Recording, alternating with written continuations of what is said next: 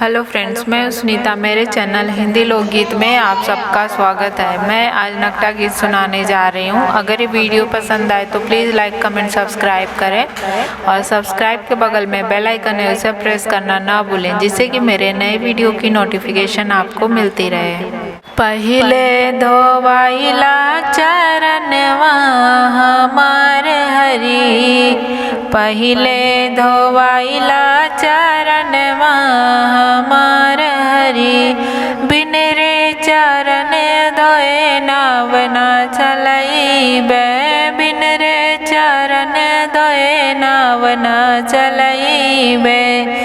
इतना मानला कहनवा हमार हरि, इतना मानला कहनवा हमार हरि।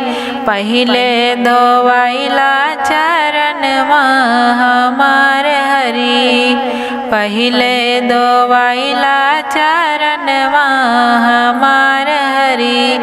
चरण धोई नाथ हम तरी जइबे, चरण धोई नाथ हम तरी जइबे।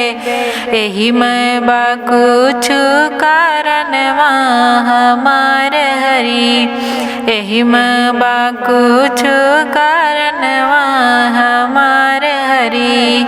पहिले धोवाइला चरणवा हमार हरि, पहिले धोवाइला चरणवा हमार हरि।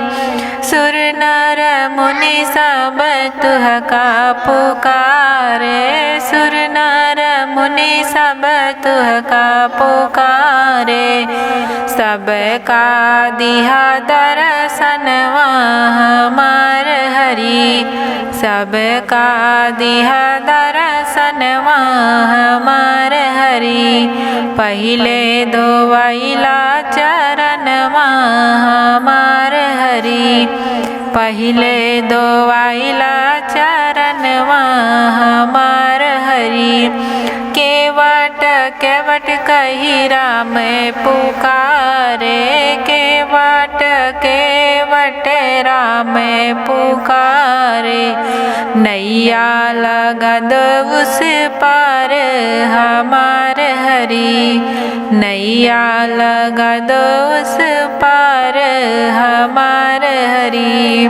पहिले धोवाइला चरणवा हमार हरि, पहिले धोवाइला चरणवा हमार हरि।